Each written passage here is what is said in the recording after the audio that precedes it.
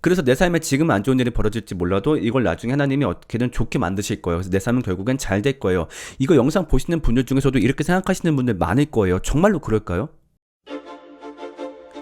네, 반갑습니다. 엠마입니다. 오늘은 기독교의 폐부를 정확히 찌른 영화, 그래서 기독교인들에게 너무나 가슴 아프고 동시에 너무나 필요했던 영화 밀양에 대한 리뷰를 해보려고 합니다. 영화 중간중간에 우리가 생각해봐야 될 주제가 상당히 많이 녹아있거든요. 그래서 거기에 대한 것들을 하나하나 짚으면서 이야기해보도록 하겠습니다. 엠마오 연구소. 네, 일단 그 전에 그런 질문을 종종 받아요. 미디어에서 기독교인을 안 좋게 묘사하는 걸 어떻게 생각하느냐. 웬만한 드라마와 영화에서 기독교인을 안 까는 걸 보기가 힘들죠. 기독교인 캐릭터를 꼭 출연시켜가지고 되게 좀 추하게, 이기적이게, 뻔뻔하게 묘사하는 경우가 많죠. 예를 들면 최근에 더 글로리도 그랬고, 그 전에 오징어 게임도 그랬고, 어떤 뻔뻔하고 비도덕적인 기독교인을 한 명씩 꼭 넣는 것 같아요. 근데 그걸 보면서 또 어떤 생각이 드냐면은, 일단은 그게 기분이 좋다 나쁘다 그걸 떠나서 어떤 생각이 드냐면은 그냥 되게 작품적으로 별로예요. 왜냐면은 별로 공감도 안 가고, 아니 저렇게 말하는 사람이 누가 있어 싶은 거죠. 예를 들면은 더 글로리에 이사라라는 캐릭터가 나오죠. 이사라가 이제 그런 말을 해요. 뭐 이제 하나님이 너 벌하실 거야, 아니면 뭐 난 용서받아서 괜찮아, 이런 말을 실제로 하는 기독교인은 없단 말이죠. 그러니까 분명히 잘못되고 나쁜 기독교인들 있죠. 근데 그런 사람들이 보통 복음을 그냥 애써 생각하지 않고 복음을 미뤄두고 나쁜 짓을 하지, 그 복음에 근거해서 나쁜 짓을 하는 사람은 진짜 없어요, 실제 생활에서. 그렇다 보니까 보면서 되게 몰입도 안 되고 조금 오그라드는 그런 기분 드는 거죠. 예를 들면은 이렇게 생각해 볼게요. 어떤 미드를 보는데 거기 한국인이 나와요. 한국인이 나오는데 이름이 예를 들면은 뭐 최김치야. 나와서 인사하는데 헬로우 김치김치, 무슨 소리야? 난 한국인 김치를 너무 좋아하지. 그래서 말 끝에 항상 김치김치를 붙여. 하이 김치김치, 바이 김치김치. 만약에 이런 캐릭터가 나온다고 생각해보세요. 그거 보기 힘들걸요? 또 저런 한국인이 어딨어, 아무리 김치를 좋아한다고 하지만. 그러면은 야, 너 지금 한국인 까서 기분 나쁜 거야? 아니, 한국인을 까서 기분 나쁜 게 아니라 저거는 존재하지도 않는 한국인을 만들어서 하는 거다 보니까 일단 몰입이 안 돼, 그렇게 말을 하겠죠. 저도 좀 비슷한 입장이에요. 그래서 그런 기독교인들을 봤을 때 너무 실제 존재하지도 않는, 특히 그 오징어 게임 보면은 계속 막 하나님이 막 중얼중얼 하면서 막 하나님이 벌하실 것입니다, 막 이런 기독교인이 어딨어요. 그러니까 너무 솔직히 말하면 그 묘사가 수준 낮아요. 그냥 기독교 까는 캐릭터 하나 넣으면은 나 모던해 보이겠지, 대담해 보이겠지 하지만 이미 그런 작품도 널린 마당에 굳이 의미가 있을까? 좀 그런 생각이 들어요. 그리고 무엇보다 그 어떤 캐릭터를 만들어낸다 한들 밀양은 절대 이길 수 없어요. 왜냐면은 이 밀양이라는 영화가 보여주고 있는 기독교는요, 정말 기독교인들의 심장을 찔러요. 야, 니네 이런 문제 있지 않아? 이런 기독교인 실제로 있지 않아? 이런 문제 발생하지 않아? 니네 어떻게 생각하냐? 니네 대책은 있냐? 정말로 정확하게 급소를 꽉 찔러요. 그래서 이 영화를 보고 있으면 숨이 막혀버리는 것 같아요. 와, 이렇게 말을 한다고? 와, 이렇게 정확하게 이 문제를 짚어낸다고? 우리가 할 말이 없어지는 거죠. 그래서 이 밀양은 반드시 봐야 되는 영화고, 그 와중에 우리가 생각하고 고민해야 될 부분이 굉장히 많습니다. 네, 그래서 영화를 같이 보지 못할 테니까 일단 제가 줄거리를 먼저 짧게 끝까지 말씀을 드리고 그 다음에 생각할 포인트를 말씀을 드릴게요. 그러니까 줄거리는 어떻게 되냐면은 남편을 잃은 신혜라는 여인이 그 경남 밀양 지방으로 이사를 오게 됩니다. 그 외지에서 이사 왔다 보니까 좀 적응하기 위해서 돈 많은 척을 좀 했죠. 그러니까 이걸 보고서 어떤 나쁜 놈이 이 신혜의 아들 준을 납치합니다. 그래서 결국 살해를 하죠. 그래서 신혜가 굉장히 큰 충격을 받습니다. 그래서 너무너무 힘들어하던 와중에 갑자기 어떤 교회에 들어가게 돼요. 그 교회에서 하는 부흥에 들어갔다가 갑자기 눈물을 흘리고 그때부터 신앙을 가지게 되죠. 그러면서 스스로 난 이제 행복해요, 나 정말 좋아요, 이렇게 말은 하지만 사실은 여전히 그 아픔과 공포에서 벗어나지 못한 모습을 보이죠. 그래서 결국 했던 결정이 뭐냐면은 내가 이 살인자를 용서해야 되겠다. 그래가지고 그 교도소 면회를 가서 이 사람에게 내가 당신을 용서합니다라고 말을 합니다. 자, 그랬더니 살인범이 죄수복을 입은 채로 그렇게 말을 하죠. 네, 저는 이미 용서받았습니다.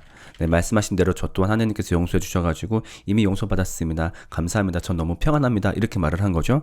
그 뻔뻔한 모습을 보고서 신혜가 더 큰 충격을 받는 거예요. 그래서 신앙을 가지기 전보다 더 안 좋아진 상태가 되죠. 그래서 막 분노하고 도덕적으로도 나쁜 짓도 저지르고, 그러다가 결국 자살까지 시도하고, 물론 실패했죠. 그랬다가 정신병원에 입원했다가 퇴원하고서 이야기가 끝납니다. 네. 어찌 보면 줄거리상으로는 별거 없을지 몰라요. 아니 뭐야 그래서 어떻게 뭐 해결된 것도 아니고 저러고 끝나? 네, 근데 이러고 끝나야 돼요, 이 영화는. 그러니까 이 장면들 속에서 묘사되는 사람들의 심리와 말들이 정말 하나하나가 주옥 같습니다. 자, 이렇게 줄거리는 끝났고요. 우리가 생각해야 될 부분들을 영화 주요 장면과 함께 같이 보겠습니다. 자, 첫 번째 고민할 점. 취지가 좋으면 방법도 좋아야 한다. 자, 처음에 이 신혜 엄마가 밀양으로 이사 왔을 때 이 약사분이 끊임없이 이 신혜를 계속 전도하기 시작을 해요. 그래서 잠깐만 와봐라, 내 할 말 있다. 교회 한번 나와봐라. 이렇게 말을 하는데, 자, 물론 여기까지는 굉장히 좋죠. 그런데 그 방법이 굉장히 잘못되었어요. 뭐가 있었냐면은, 이 사람의 전도를 하기 위해서 신혜의 상처를 헤집습니다. 그러니까 맨 처음에 신혜가 남편을 잃고 그 고향으로 왔다라고 했잖아요.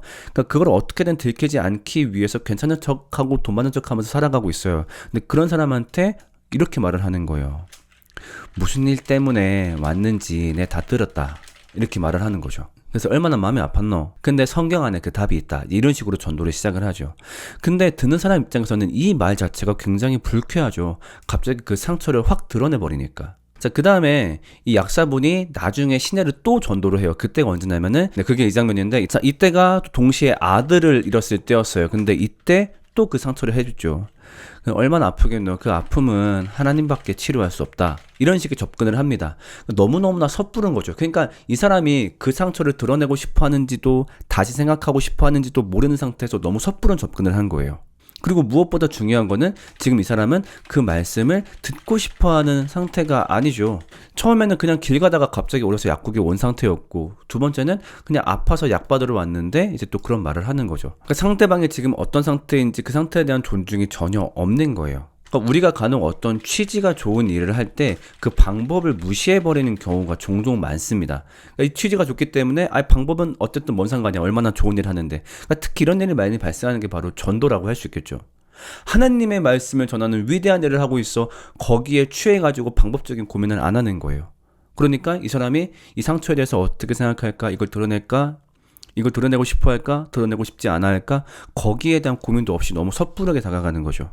그러니까 이거는 약간 저는 사회성하고도 연관이 있는 것 같은데, 저는 좀 기독교인들이 사회성을 제발 좀 지니면 좋겠어요. 이게 사회성은 뭐냐면 결국 하나예요. 내가 속한 타인과 사회를 관찰하는 능력. 그러니까 이거를 내 렌즈로 바라보는 게 아니라, 그러니까 내 렌즈가 뭐예요? 복음 좋아, 전도 좋아, 이건 좋은 거야. 그러니까 지금 내가 하는 말을 받아들여야 돼. 이게 아니라 일단 내가 속한 타인과 사회의 시선으로 나를 바라보는 거죠. 내가 이런 말을 할 때 사람들이 어떻게 받아들일까? 내가 이렇게 꺼냈을 때 이게 어떤 분위기에 영향을 끼칠까? 이거를 고려하면서 이야기해야 되는데, 아니야, 취지 좋아, 복음을 선포해야 돼, 막 얘기하면 돼. 이건 절대 좋은 접근이 아니라고 생각을 합니다. 물론 전도를 하겠다는 그 마음은 좋죠. 근데 그렇다고 한다면은 저는 다른 방법을 떠올렸어야 된다라고 생각을 해요. 예를 들면 뭐 약사시니까 그냥 어느 날 밤에 찾아가는 거죠. 뭐 영양제나 죽 같은 거 챙겨가지고 밤에 가는 거죠. 그래서 뭐, 아이고 신혜 씨 집에 있나? 내 걱정 돼서 와봤다. 밥 먹어라. 됐다, 밥 먹어라. 나 그러려고 왔다. 있어라, 가라. 이런 식으로 간접적인 뭐 만남을 좀 몇 번 한 다음에 얘기하면 모르겠는데, 매번 불쑥불쑥 상대방은 마음의 준비도 안 된 상태에서 하는 거는 좀 굉장히 좋지 않다라고 봅니다. 자, 그 다음 두 번째 고민할 점이 역시 이 약사의 전도 가운데서도 나오는데, 너무너무나 중요한 신정론에 대한 문제입니다. 무슨 말이냐면은, 약사분이 계속 전도를 하니까 신혜가 작심하고 그런 말을 해요. 그럼요, 하나님이 계시고 그렇게 사랑이 크면요, 왜 우리 준이를 그렇게 끔찍하게 죽게 하신 거예요? 여기에 대해서 물어봐요. 자, 이거는요, 복음을 받아들이지 않는, 복음을 받아들이기 힘들어하는 사람들이 반드시 묻는 질문이에요. 사실은 이 문제 때문에 기독교에 오지 않는 사람들이 정말 많아요. 우리가 흔히 교회를 안 나오는 사람들을 너무 막연하게 그냥 폄하해버리는 경우가 있어요. 저 사람들은 그냥 세상의 가치관이 좋겠지, 술 먹고 담배 피고 노는 거나 좋아하겠지, 그러니까 교회를 안 오는 거겠지. 아니요, 그 중에 굉장히 많은 사람들은요, 정말 이런 논리적인 철학적인 문제에 대한 답을 못 구했기 때문이 많은데, 그 중에 가장 중요한 게 이 신정론이에요. 그러니까 뭐냐? 신을 정의롭다고 할 수 있느냐? 신이 정말 있다면 세상의 끔찍함은 도대체 어떻게 설명할 수 있느냐? 전지전능하다며, 사랑하신다며, 그럼 이렇게 끔찍함을 만들어 놓으면 안 되지. 자, 근데 여기에 대해서 이 약사분께서 굉장히 안 좋은 답변을 하십니다. 세상 모든 일에는 주님의 뜻이 있다 안 하나? 이렇게 말을 하죠. 여러분, 정말 이렇게 말을 할 수 있을까요? 세상 모든 일은 주님의 뜻이 있다? 이렇게 얘기했을 때 가장 큰 문제가 뭐예요? 하나님이 세상에 있는 그런 모든 끔찍한 일도 다 계획했다라는 말이 되겠죠. 자, 우리 한국 기독교는 10년 사이에 너무나 큰 신학적 주제를 두 가지를 맞이하게 됐어요. 첫 번째가 저는 세월호라고 생각하고 두 번째가 코로나라고 생각을 해요. 그리고 이 외에도 수많은 참사, 끔찍한 일들을 우리는 목격하면서 살아왔죠. 자, 그럼 이걸 보면서 세상 모든 일에는 주님의 뜻이 있다라고 말을 할 수 있을까요? 제가 읽었던 어떤 책에서 이제 그런 말을 한 사람이 있어요. 아들을 잃은 사람한테 하나님이 그 자신이 얼마나 인류를 사랑하는지 알게 하시려고, 그렇게 아들을 얼마나 사랑하는지 알게 하시려고 아들을 데리고 가셨다, 이렇게 설명하시는 분이 있었대요. 이거는 미친 소리죠. 정말 미친 소리죠. 세상에 어떤 미친 아버지가 자기 자식한테 사랑을 알려주려고 그 손자를 죽이겠어요. 설명이 안 돼요. 설명이. 우리 삶에 좋은 일이 있고 기쁜 일이 있을 때 이런 말하기 쉬워요. 아, 하나님이 이끄셨어요. 역시 제 모든 것들은 하나님이 지키세요. 대신에 그런 말을 하면요, 대가를 치를 각오를 해야 돼요. 만약에 나한테 안 좋은 일이 벌어졌을 때 또 과연 주님의 뜻이 있다라고 말을 할 수 있는가? 그럼 대부분 이걸 어떻게 커버하냐면요, 결국 이런 말을 특히 많이 써요. 하나님이 합력해서 선을 이루실 거예요. 그래서 내 삶에 지금 안 좋은 일이 벌어질지 몰라도 이걸 나중에 하나님이 어떻게든 좋게 만드실 거예요. 그래서 내 삶은 결국엔 잘 될 거예요. 이거 영상 보시는 분들 중에서도 이렇게 생각하시는 분들 많을 거예요. 정말로 그럴까요? 그럼 지금 여기 영화에 나왔던 준이, 이 친구의 인생은 결국 어떻게 됐어요? 마지막에 그냥 죽었어요. 이게 나중에 합력해서 선이 이루어진 거예요? 여기서 말하는 선이 과연 이러한 개인의 삶에 대한 그런 선, 잘된 복받음일까요?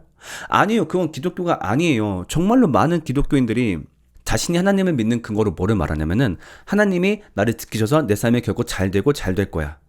그래서 낮은 자를 들어 쓰시는 주님, 지금은 내가 가난하지만 나중에 내가 하나님의 영광을 위해서 크게 쓰임받고, 이렇게 믿고 계신 분들 진짜 많은데, 여러분, 그렇게 설명하기 어려운 인생이 세상에 얼마나 많아요. 그냥 비참하게 살다가 죽는 인생이 세상에 얼마나 많아요. 때문에 이런 말들로 하나님의 뜻을 모두 설명하기에는 너무너무 힘들어요. 그리고 물론 사람에 따라서 전 약간 이것도 MBTI랑 좀 연관이 있지 않은가 싶은데, 그냥 감성적인 사람들은 근데 그것도 주님의 뜻이 있을 거야, 그냥 그 말 한마디에 우시는 분들도 계세요. 근데 정말로 많은 사람들이 이 말을 납득하기 힘들어해요. 근데 거기다가 또 얘기하죠. 그냥 너는 믿음이 없어서 그래. 네가 아직 뭘 못 느껴서 그래. 그냥 느끼다 보면 알게 될 거야. 그렇게 꼬치꼬치 묻지 말고 일단 교회 나와봐. 일단 예배 드려봐. 네가 자꾸 따지는 거는 네가 믿음이 없어서 그래. 이렇게 얘기하시는 분이 있는데, 저는 반대로 당신이 특별히 감성적이어서 그렇다 생각을 해요. 그렇게 감성적인 사람들은 그런 논리적인 따짐이 별로 중요하지 않는데, 이 문제가 너무 중요하신 분들이 있어요. 저도 약간 그런 타입이고. 그래서 그런 분들을 전도할 때는 반드시 이 문제에 대해서 어떻게 대답할 것인가, 거기에 대한 준비가 되어 있어야 돼요. 그리고 본인들의 신앙에 있어서도 그런 준비가 되어 있어야 돼요. 여러분, 다시 한번 제가 물어볼게요. 여러분의 신앙의 근거는 하나님이 여러분을 지키시기 때문에 결국 내 삶이 잘 되고 잘 풀릴 거야, 그것에 있나요? 여러분, 이게 얼마나 약한 기반인지 생각을 해보자고요. 여러분 삶에 과연 나쁜 일이 안 일어날까요? 이런 사건들을 보세요. 하나님을 믿는 사람들한테 안 좋은 일이 안 일어났나요? 아니요, 너무 끔찍한 일이 일어났어요. 그러니까 지금도 그렇게 생각하시나요? 나 결국 취업이 잘 될 거야. 하나님이 나한테 예비하신 짝이 있을 거야. 우리가 어른들 기복주의를 비판했지만 결국 그것도 기복주의잖아요. 똑같은 거잖아요. 그러니까 사람들은 마땅히 물을 수밖에 없어요. 과연 하나님이 선하시다고 할 수 있느냐, 정의롭다고 할 수 있느냐. 거기에 대해서 모종의 답변에 대한 준비가 되어 있어야 돼요. 그래서 여기에 대한 저의 답변은 또 제가 대답하면 영상이 너무 길어질 수 있으니까 다음 영상으로 제 답변을 조금 제가 패스하도록 할게요. 자, 계속 보겠습니다. 자, 아들이 죽고 나서 마음이 너무 피폐해진 시내가 정처 없이 떠돌아다니다가 어느 교회 부흥의 광고를 보게 되고 자기도 모르게 그 교회에 가보게 됩니다. 자, 갔더니 전형적인 집회가 열리고 있는 거죠. 자, 그랬다가 갑자기 어느 순간 이제 시내가 울음이 폭발하게 됩니다. 그 자리에서 정말 울음을 다 쏟아놓게 돼요. 그러니까 정말 그동안의 자기의 모든 서름과 모든 고통을 다 쏟아내듯이 울음으로 정말 쫙 모든 걸 다 뱉어내게 돼요. 자, 그러면서 본격적인 신앙생활을 시작하게 되죠. 자기가 이제 하나님을 믿게 되었다라고 말을 하게 됩니다. 자, 여기서 우리가 생각해 볼 부분 세 번째는 뭐냐면요, 과연 회심의 기준, 믿음의 기준이 무엇인가라는 거예요. 자, 이때 과연 시내는 하나님을 만난 걸까요? 정말 하나님을 믿게 된 걸까요? 저는 그렇게 보기 상당히 어렵다라고 생각이 듭니다. 왜냐면요, 그 다음에 지금 아까 보시는 그런 구역 모임 같은 데서 자기의 신앙을 고백하거든요. 이런 말을 해요. 내 삶에 일어나는 일이 다 하나님의 뜻임을 알게 되었다. 그리고 하나님이 날 지키심을 알게 되었다. 이제 이런 고백을 합니다. 그러니까 제가 아까 얘기했던 그런 신앙의 근거들인 거죠. 자, 근데 이런 고백들은요, 종교를 가진다면, 절대적인 신의 존재를 전제한다면 누구나 가질 수 있는 감각이에요. 그러니까 뭔가 나 혼자 사는 줄 알았지, 나 너무 힘든 줄 알았지. 근데 어떤 위대한 존재가 날 지켜보고 계신데, 그래서 나는 이해 안 가는 어떤 일이 발생했지만 그분께서 뭔가 거기에 대한 계획을 갖고 계신데, 여러분, 이것이 과연 기독교 신앙의 근거일까요? 물론 이것도 하나님을 믿는 이유 중에 하나는 될 수 있어요. 그렇지만 이것이 결정적인 이유가 되기는 어렵다라고 봅니다. 그러니까 왜냐하면 결국 이 모든 것들은 자기 삶에 대한 해석이 필요한 거거든요. 나한테 어떤 일이 일어났어, 이게 왜 그럴까? 답이 안 나오다 보니까 절대자의 존재를 상정하게 되는 거죠. 그렇다 보니까 정작 우리가 믿고자 하는 그분이 누군지, 예수님이 누군지, 그분이 나한테 행하신 일이 무엇인지에 대해서 잘 모를 확률이 커요. 그러니까 다시 말해서 구원에 관심 있는 상태가 아니란 말이죠. 우리의 회심의 기준, 믿음의 기준은 무엇인가라고 했을 때 예수님이 말했어요. 나는 생명의 빵이다. 이것을 믿어다오. 예수님이 나의 구원이시다. 그 복음에 집중하는 것인데, 결국 그 복음에 대한 깨달음과 감화가 믿음과 회심의 기준이다라고 얘기할 수 있는데, 사실 이런 것들은 굳이 복음과 밀접한 연관이 있는 이야기들은 아닌 거죠. 자, 그렇다면 시내가 왜 자신이 하나님을 믿게 되었다라고 생각했을까? 그랬을 때 아까 봤던 그런 계기가 있었지. 그게 뭐였냐면은 감정적인 카타르시스였어요. 그러니까 그 집회 가서 막 울었던 거죠. 근데 울음이란 게 울고 나면 후련해짐이 있어요. 위로함이 있어요. 카타르시스가 있어요. 그걸 보고서 이것이 신앙의 기쁨이라고 혼동한 거예요.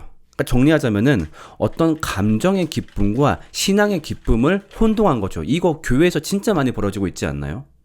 특히 수련회, 집회, 소위 말하는 뜨거운 예배에서 하나님 만났어, 하나님 느꼈어. 그게 뭔데? 나 감정적으로 카타르시스 느꼈어. 나 기뻤어. 나 울었어. 사실 그런 것들은 하나님이 아니어도 공급받을 수 있다는 거죠. 그리고 실제로 그런 현장에서는 그런 감정적인 카타르시스를 일으키려고 굉장히 많은 장치를 동원하잖아요. 그럼 거기서 느낄 수 있는 감정들은 그런 장치가 만들어낸 걸 수도 있겠죠.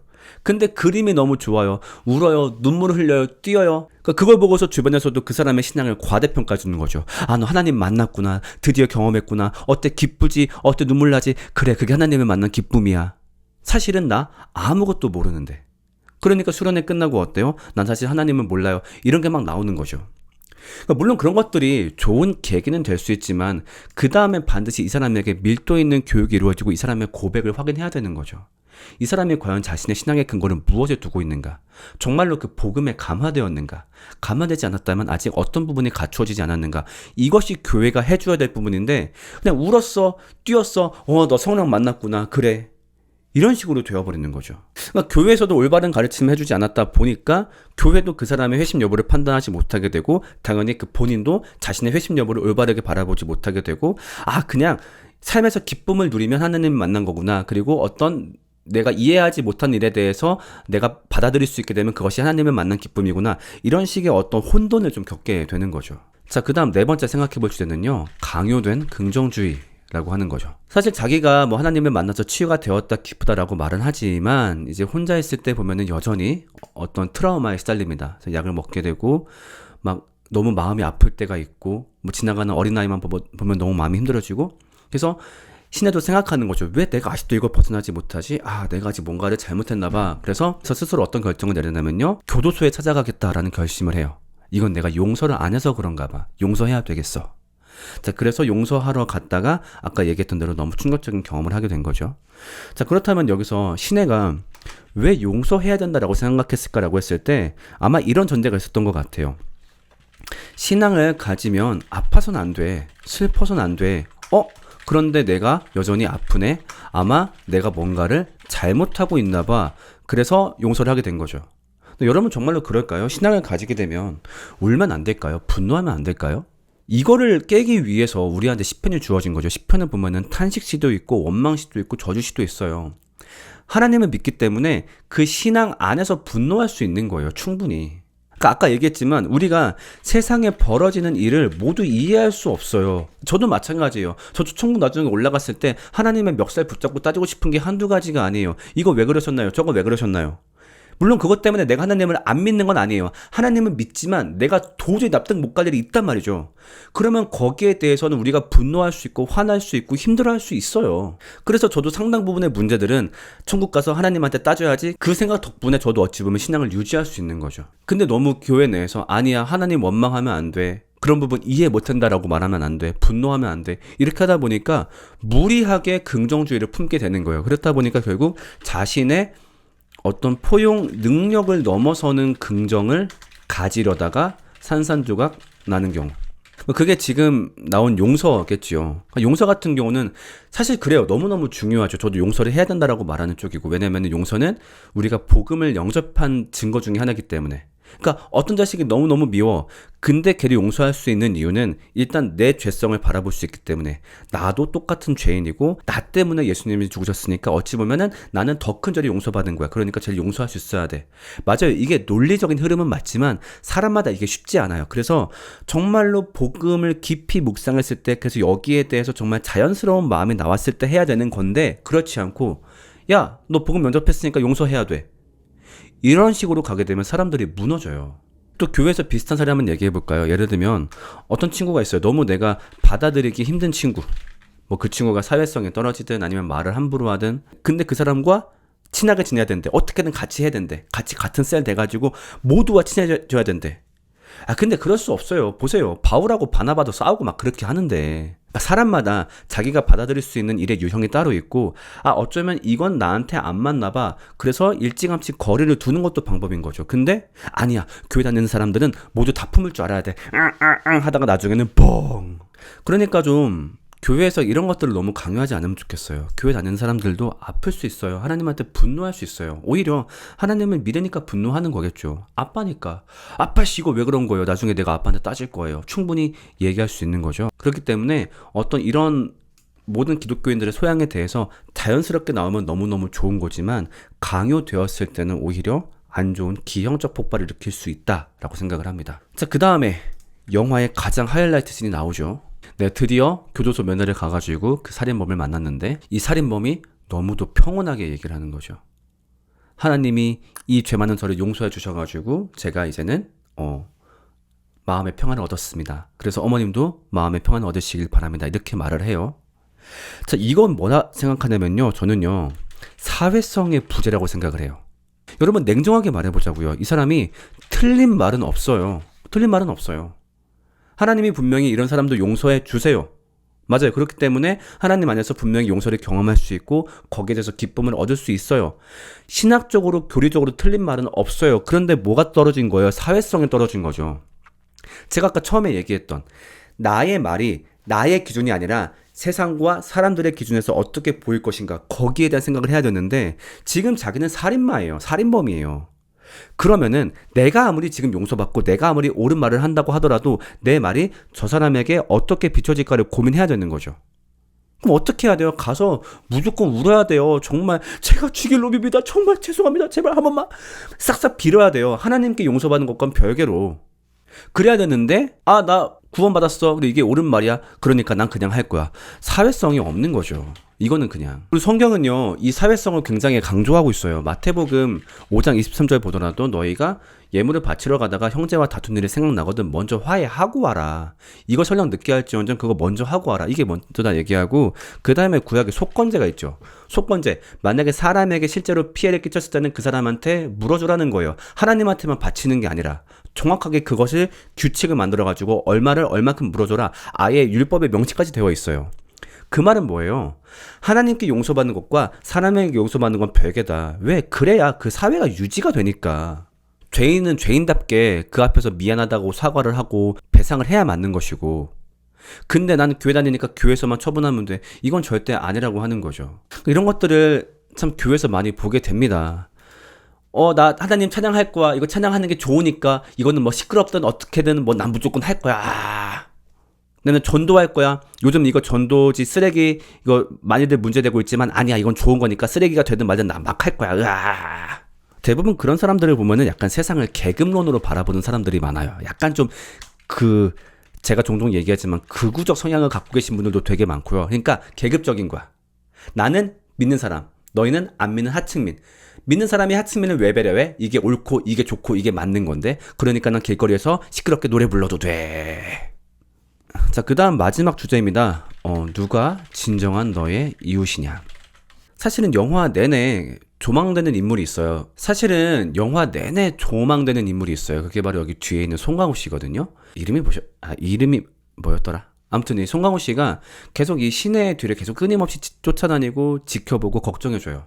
물론 처음에 이 시내를 봤을 때 반한 것도 있어요. 어떤 이성적으로 반한 것도 있지만은 뭐 그게 이유가 뭐가 됐든 간에 계속 끊임없이 지켜봐주고 곁에서 함께해주고 위로해주고 걱정해줘요. 처음 교회 가서 막 울 때도 너무 걱정스럽게 지켜봐주고, 그 다음에 이제 범인이 잡혔을 때도 옆에서 대신 분노해주고, 심지어 이제 그 아들이 죽었을 때 시어머니가 막 신혜한테 화를 내요.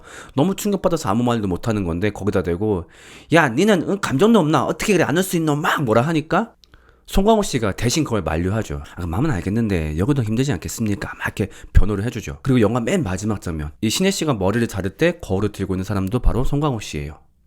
전 이것이 바로 영화 제목인 미량과 굉장히 연관이 있지 않나 싶어요. 미량, 숨어있는 태양, 숨어있는 빛이란 뜻이죠. 이제 영어 원제가 이제 시크릿 선샤인 이거였는데, 그러니까 이 미량과 반대되는 건 바로 태양이라 할 수 있을 거예요. 굉장히 드러나 있는 빛. 우리가 언제 태양이 더 위대하지 않냐? 더 크고 더 밝으니까.